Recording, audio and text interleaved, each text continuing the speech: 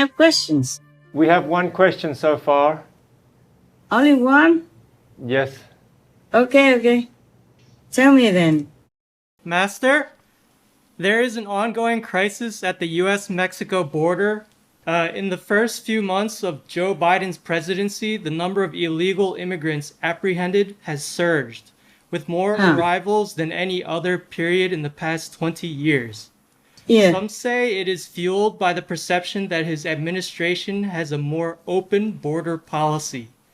By contrast, the former U.S. President, His Excellency Donald Trump's policies tightly restricted legal and illegal immigration and directed immigration officials to apprehend anyone in the country unlawfully. Would Master kindly share her thoughts on this issue? Yes.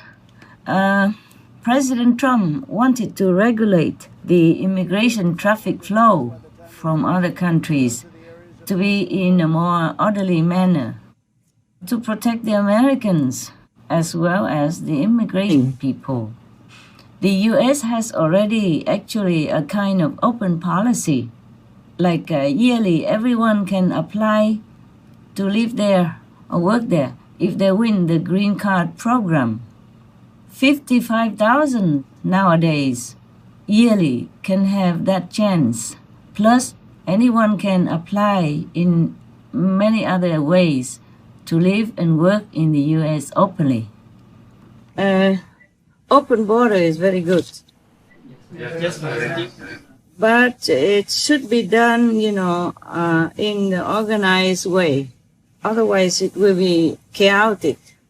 As I have read in the news, it seems to breed a kind of crisis, at the border between USA and Mexico. Yes, Master. Because you cannot just open the border without planning. Yes. In Europe, it's different. They have a Schengen zone where people from different countries in Europe can just go in and out of any other countries without any border, without checkpoints, without passport or any ID necessary. But they had planned many equipment and systems to put this into practice. But America and Mexico and others, like South American countries, they did not plan. So in that case, it's not very good to just let people come in like that, because you might have different people who are not qualified with maybe disease or criminal records or other kind of unpleasant things. And also, if you don't plan in advance, then you don't have like a center to screen people and to give them ID to go into the U.S. so that they can find a job or they can find their relatives. As I saw it in the news, it's kind of very chaotic. All the children squeezed together in pens, and it's almost very unkind, because people come to the United States all of a sudden, so the people at the border cannot deal with the influx so fast. And there might be not enough comfortable accommodation and not enough food. The logistic stuff, this is not very good like that. Not good for America, not good for Mexicans and other immigrants. I heard that they came all the way from even Honduras and other countries in Central America. So to open the border is very nice, very kind, and very good for any country. When you need some extra workers or you just want to be hospitable, it's very good. But in this case, when it's so chaotic like that, it's very bad for the immigrants, especially for the small children. I saw them even drop over the fence, the wall of the border, and that's very bad for them. This must be traumatic for them, and it's very difficult for the child to forget this kind of traumatic experience in their very young and tender age. And also important is, in the time of pandemic, most borders are closed. to protect the people. And at the moment, it's not favorable to open. If the children are squeezed together like that, healthy and unhealthy, that's very bad for all of them. Don't you think so? Yes. And also, I saw it in the news that many people are sick.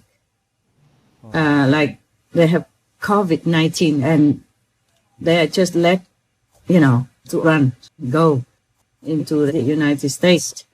And that might infect healthy Americans also. Yeah. That's very, very inconsiderate. It should not have been done this way. Yeah, it should have been more organized before the immigrants were able to come into America. Otherwise, the open border is very good. Yeah, good for the host country, good for the immigrants. Because the immigrants need jobs and they will be motivated to work very hard to contribute to the country as well as for the immigrant himself. Yeah. It's just that we have to organize, in advance. Have a good place for them to stay. Meanwhile, and some doctors, some medical personnel to take care of their health when they first come, and organize the logistic situation, with food and clothing and blankets and rooms and hygiene, stuff like that. It wasn't really very organized, and that's very, very bad for the children who are sent there, especially without any parents or adult accompaniment. I don't think it's very kind. Even the intention may be good. Yes. But good intention is not everything. Good intention has to come also with good logistic arrangements. Yes. And all the preparation to welcome the guests.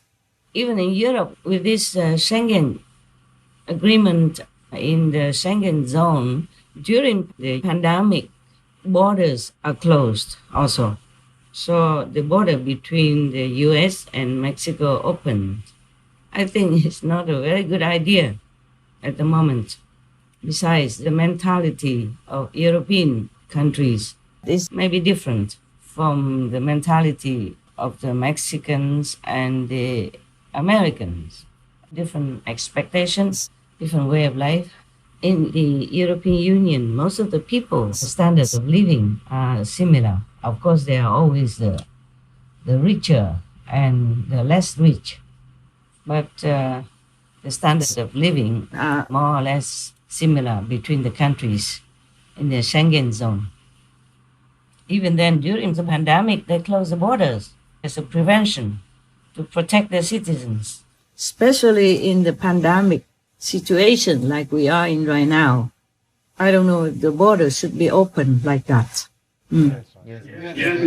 And that would be also encouraging the smugglers, human traffickers, drug traffickers, all kinds of unfavorable group of people also will be mixing in.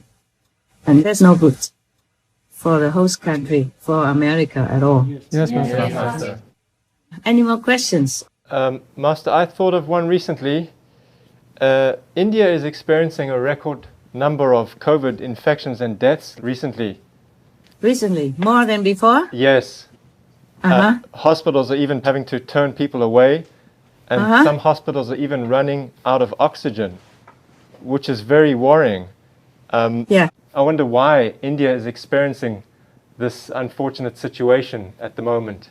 I know recently one of the biggest festivals went ahead, Kumbh Mela, which attracted many thousands, perhaps even millions of people.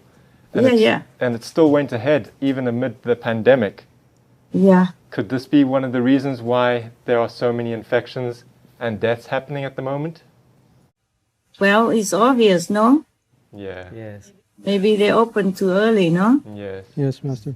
But India is a very big country and has a big population.